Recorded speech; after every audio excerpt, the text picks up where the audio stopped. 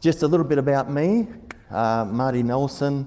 I have a few call signs, that's 4 of them: VK4KC, VK4MAD, VK4DOG, VK8DJ. I've been a licensed ham since 1990. I had a bit of inactivity in the middle of that, raising family, busy work schedule, but it was portable activations that brought me back to the hobby about 4 or 5 years ago. That's when I really got active back in the hobby again. And I'm the POTA administrator for Australia. So what is Parks on the Air? What is POTA? International Portable Program, amateur radio program that encourages licensed amateur radios operators to visit, enjoy, operate portable communications equipment in a variety of parks and public places. So it's not just parks, we have some other things that we'll talk about as well, other places as well. It also provides opportunities for operators to gain experience in preparation for emergency communications. So we're going to do a little bit of an activity here. And so I've got 6 questions to ask you. And while I'm asking you those questions, I am going to be setting up a portable amateur radio station. Okay, so question number 1. What year did POTA officially begin? And it's an American program originally, and then it went international. But just scream it out. What year did POTA start? Anyone? 2016? Close? Anyone else? Okay, a little bit too high. Anyone else? No, 2016's too low, 2019's too high. Sorry? 2017. So NPOTA, give that man a prize, Brash. So we've got a sticker pack. So NPOTA was the National Parks on the Air. That was 2016. That was managed and supported by the ARRL. But POTA program itself was in 2017. Okay, next one. Let's talk about how many registered users are in POTA globally. Okay, to the nearest 10,000. Are we going to reach? Okay, shout it out. How many registered POTA users have we got? 250. No, too high? 20 too low? Too high? Close, but just a little bit too high? 50,000, there we go, 50,000. Okay, that's how many registered users. Okay, how many... Okay, we're on a bit of a slant there. Okay, I might bring that down just a section. Okay, how many QSO individual call signs in the Hunter database in POTA since 2017 up to now? To the nearest 100,000. To the nearest 100,000. 800, a little bit too high, a bit high. 500, there we go. Give that man a prize. 500,000 hunters. Okay. All right, next question. How many... So internationally, POTA went international in 2019.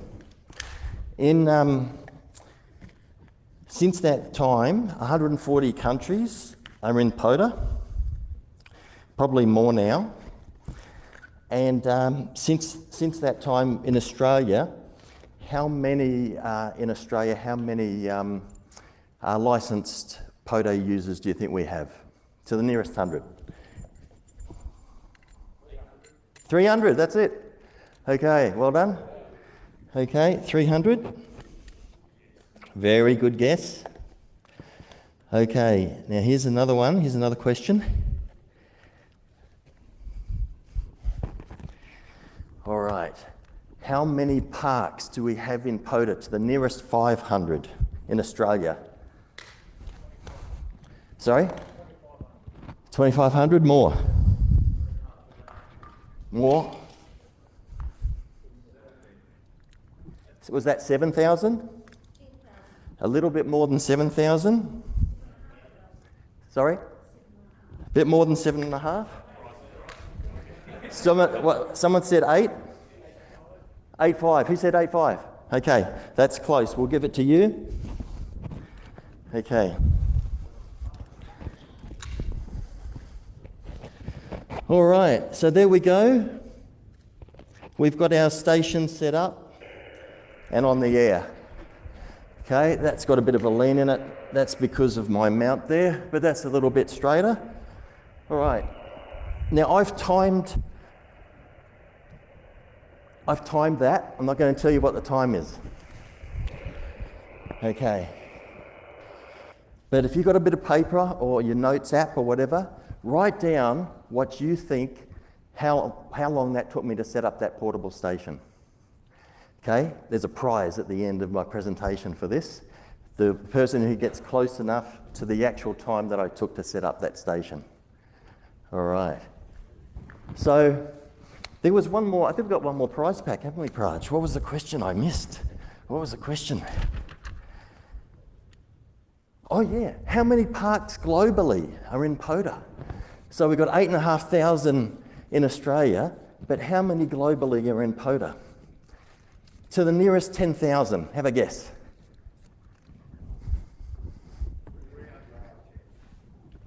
So no, not as many as 300,000, it's under 100,000.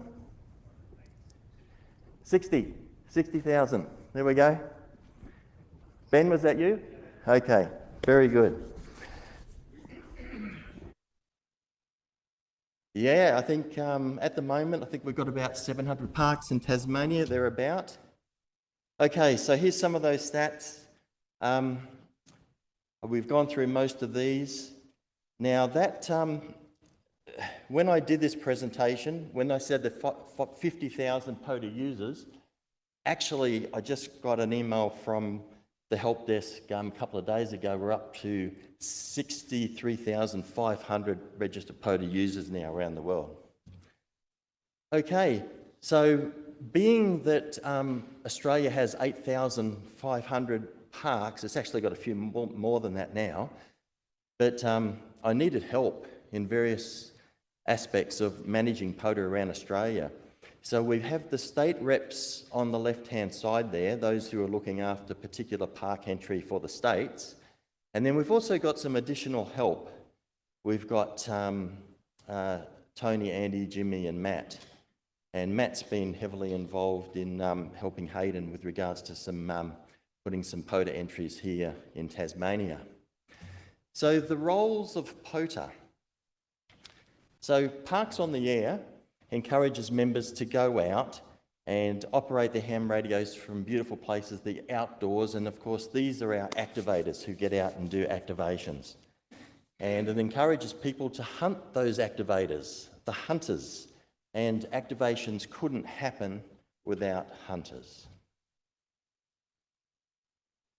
So the activator logs his or her contacts and creates an ADF file of the log. That log is then uploaded to the Parks on the Air website.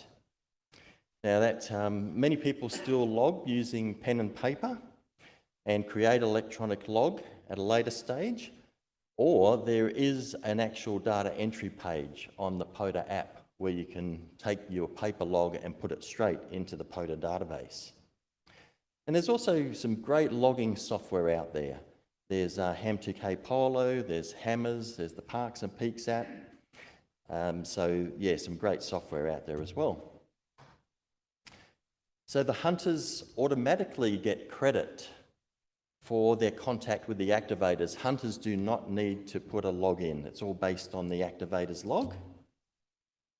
And awards in POTA are earned by making contacts, and those awards are made available to you as PDF files on the POTA website, and you can simply download them and print them out if you wish. And there's awards, we'll go through a few of them, but there's awards for hunters and for activators. Okay, let's have a look at the rules in POTA. First rule, you need to be a licensed ham.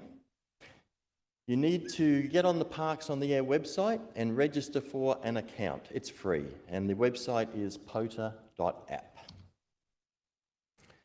You and your gear must operate from within the boundaries of the park or area. If you're activating a trail, like the Bicentennial National Trail, then you and your gear must be located within 100 feet or approximately 30 metres of the trail. Okay, we use this term in POTA a lot: minimal rules, minimal overhead, maximum fun for all. A successful activation is when the activator makes 10 contacts on the same UTC day. Hunters will always get credit, so if an activator doesn't make 10 contacts, we still encourage them to put their log in, so the hunters will get credit for those contacts. Contacts can be made on any of the ham bands. All modes, including satellites, are acceptable. The only exception is no terrestrial repeater contacts allowed. So FT8, FT4, that's quite acceptable and really appreciated by those who live in high noise environments, such as Praj. He's one who lives downtown Brisbane, very dense area, has a lot of noise. What are you, about an S6, S7, S9 noise at home? So he really appreciates it when people go onto the digital modes and give that a shot when they're activating. All contacts count, not just ones with other POTA members. And working someone in another park or the same park is called a park to park. Many of us, while we've been here, have gone to the same park, and we've been able to work each other with handhelds and get park to park contacts. Okay, let's have a look at some of the awards within POTA. All right, I went one too far there.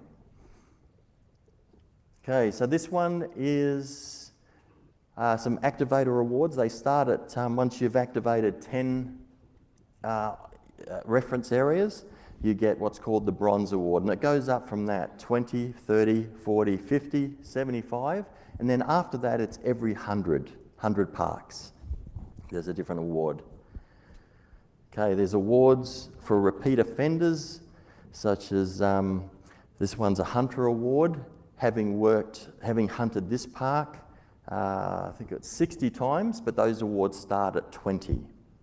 And then there's what's called Rover Awards, where you would go out in a 24-hour period and try and work as many parks, unique parks, as you can in a 24-hour period. And the awards there start at 5. And then there's one for 10, 15, 20, 25, 30.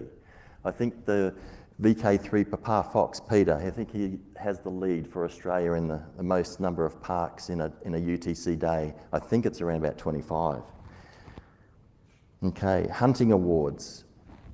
Okay, and then they're at 10, 15, 20, 30, 40, 50, 75, 100, and then every 100 after that.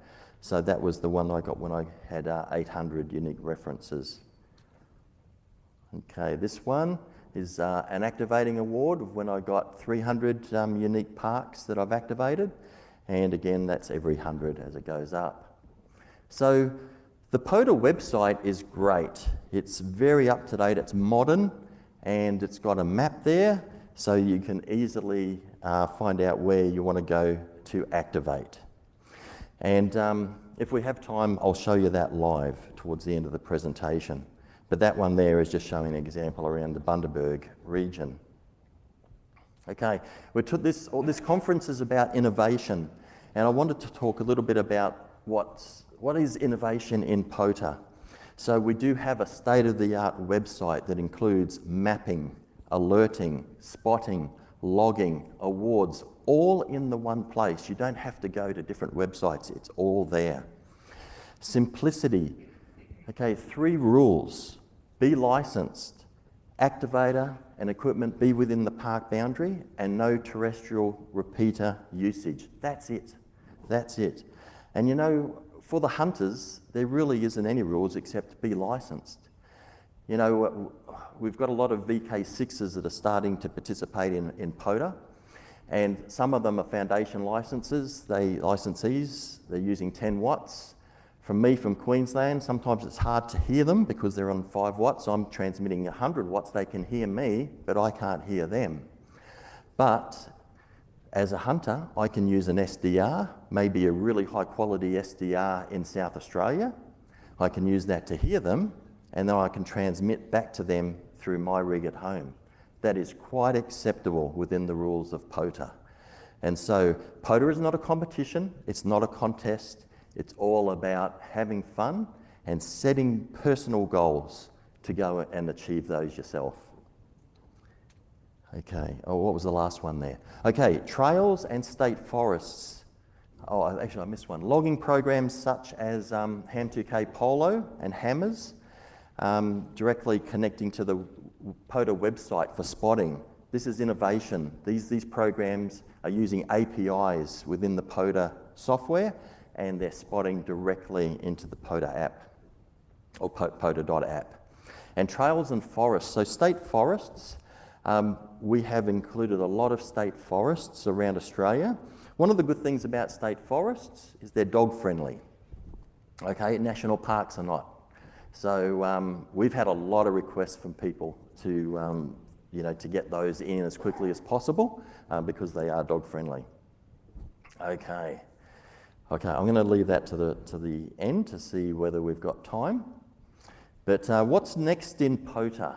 There's always innovation happening.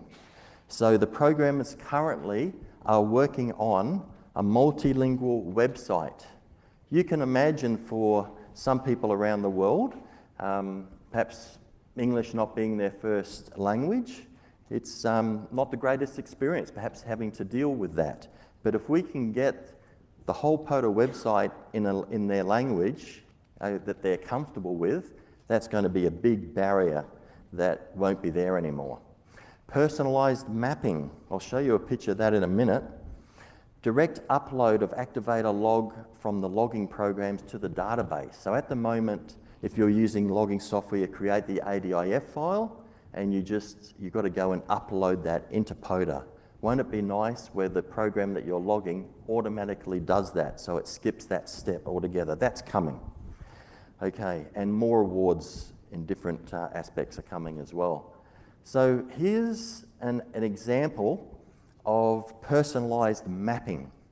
And this is a beta website, but this will be part of the next version of POTA. And so you can see, for me, the blue ones are parks that I've activated and hunted. The green ones I have hunted. Red ones, if there were any red ones, were just ones that I've activated. Yellow is hasn't been activated by anyone. And black ones I have not activated or hunted. So that just gives you an idea. It's the beta one, but it's coming. And this is great for planning your trips where you want to activate, because this will tell you, oh, I've already done that one, okay, or I've already hunted that one. So fantastic. These are all things that are coming. Okay, let's get on to the announcements. All right, first one. Tasmanian forests are finally being entered into POTA. So Matt, VK7 MAT, there he is just there, he's taken on the role of entering forests in for Tasmania. So Tasmanian forests are a little different to the forests in some areas or other areas of Australia, like New South Wales and Queensland, where up there we have forest names. A particular area is named. Okay, it might be the Goodwill State Forest or something like that. But in Tassie, you've got coops and you've got districts. And so we're doing forests at a district level, and you can contact Matt for a map, but I don't know how many we'll end up with. It could be about 100 forest areas within Tasmania. So he's started putting those in. How many you got in, you reckon, so far? 10 to 15? Okay, so a few more to go, but he's going through that. All right, so we have these other categories within POTA. such as trails. One thing that we even haven't looked at yet is monuments, which is a category within POTA, which is in the US. We haven't even touched that in Australia yet, state and federal monuments. There are river systems that are in POTA in the US that we haven't even looked at yet. But the next one that we're looking at is this category, state beaches. And this is huge. This is huge. So in the States, state beaches are in POTA. But in Australia, we haven't got any beaches in POTA. So within Australia, so state beach, if you read the definition of a beach from the Oxford Dictionary, strip of land covered with sand, shingle or small stones at the edge of a body of water, especially by the sea, between the high and low water marks. Okay, so that's our definition, that's our activation zone. All beaches in Australia are public land. None is private, all is public. It's Crown land, so therefore they are state beaches. And so we are going to commence from today entering beaches into POTA.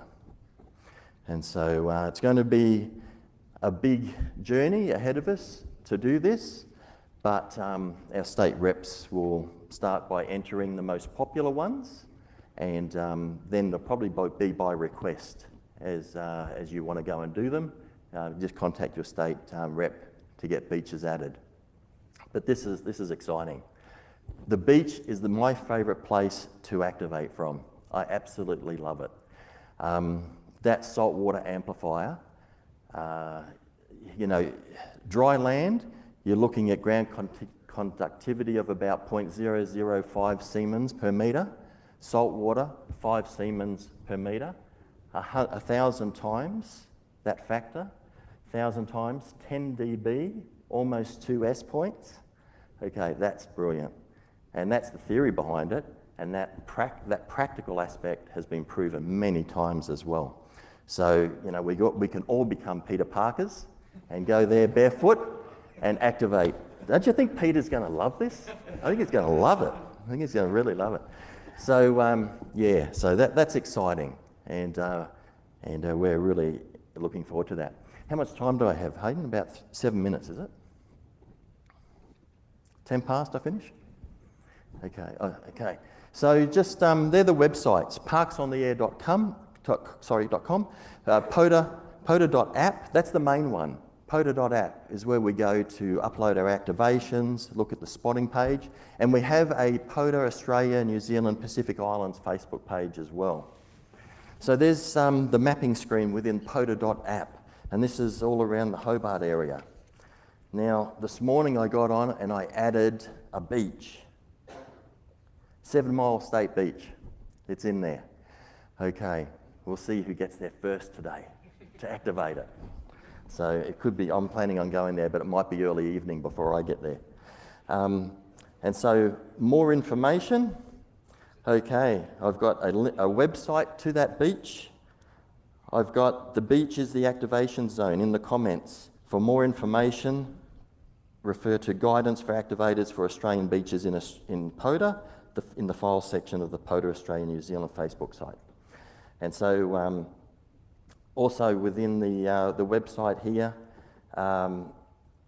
if I go over to my call sign on the right there, this is where you can look at your profile, how many activations, how many parks you've done, how many QSOs you've made, all your awards, and these are PDF documents that you just download and print out.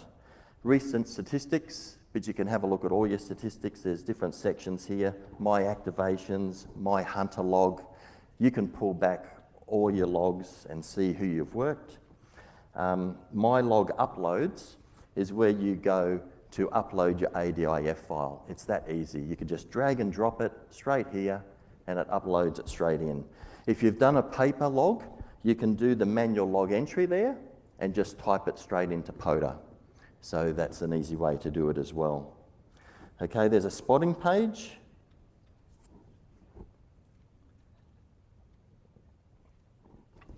Of all the current spots that are out there. And if you want to add a spot, then there's a little button up the top right there to add spot. But a lot of the logging programs, such as Polo, Ham2K Polo, have the spotting already built in, and it links in with the POTA app, or the POTA.app, I should say. And so if we had time, I'd love to show you that, but that is a brilliant, brilliant program. I've only got a few minutes left, and I want to have a bit of time for questions. So why don't we open it up for questions now, if anybody's got any questions about POTA. There's one up there. I think my first is just a comment that you were talking about trails. You've definitely got my attention there because I like going hiking down trails. So about park access and trail access, do you have those details on the site? So if someone wants to know, so I know that there are parks out there that you cannot get to easily. So do you have those details available, or somewhere where someone can put them in? What we're trying to do in POTA, is the POTA rule is that every POTA park or location is supposed to be public accessible, and you shouldn't have to get private permission. Now, we have let a few parks slip through that may be on leased land. If that's the case, hopefully we've got that in the comments, but we're definitely not going to do that in the future. We're making a little, and if we do have some like that, we can deactivate a park. Our state reps have the ability to go in and deactivate a park. So we'd like to know if you have trouble with regards to access, because we'll deactivate it. Or the state reps can put comments in to give people who are, maybe thinking about that park, activating that park, we'll have some comments in there. Yeah, so they know where, so they can go to the site and it says the access is up here. So it's great for us to receive feedback from you, the state reps, so that we can add that feedback or comments in for that POTA park page. Murray. Talking about the beaches, which took my interest, the activation zone has to be below the high water mark, is that what we're saying? Yes, that's correct, for it to be Crown land. Now, in looking at that though, what is the high water mark of a king tide in summer? Roger that. Okay, so that is, you're talking about a lot of beach, okay? So, a lot of beach. Yeah. Danny Zell, 4 Fox Whiskey. An interesting question. Do you have to be truly portable to activate the park, or are you able to be vehicle mounted? You can be vehicle mounted, definitely vehicle mounted. A lot of people, now let me just say this too. We want to be a program that involves everyone, and we realise that people have physical limitations. No one's going to get down on the beach sand in a wheelchair, okay? So even though we're not including beach amenities, which are kind of managed by local council, which isn't in the spirit of POTA, we want you to get down on the sand, which is the Crown land, okay? But for someone with physical limitations, then you use wise judgment. Maybe the beach amenity area is the nearest place that you can get to activate from. And we're not the POTA police. There is no POTA police, okay? This is a fun program for all, and we just want all to enjoy it. Yeah, but certainly, yeah, vehicle access, a lot of places you can get in and activate from your vehicle. Okay, we've got time for one more? One more. You mentioned the Bicentennial Trail and trails. In Tassie, we have the Tassie Trail. Yes. And I've walked that. And so I know that, is it a trailhead that gets activated, or is it going to be multi-segment? Because that travels the length of the state. Yeah, it is just the one trail. I have put in the Tasmanian Coastal Trail, but I don't think I've put in the main Tassie Trail yet. But you can get either one of Matt or Hayden to put those in for you. And we're not talking about small little tracks. We're talking about more significant trails that have some sort of historical meaning. Then we can put those into POTA. Okay, who got closest to 4 minutes, 28 seconds? 4.5. You got 4:30? Anybody beat that? Right, that 4:30. There we go. That's over though. Okay. Isn't it? Price is right. Who was closest? Oh, who was closest but not over? So you get a Mad Dog Coil 40 from that fellow, the Dog of All Madness. Okay. Thanks, Marty.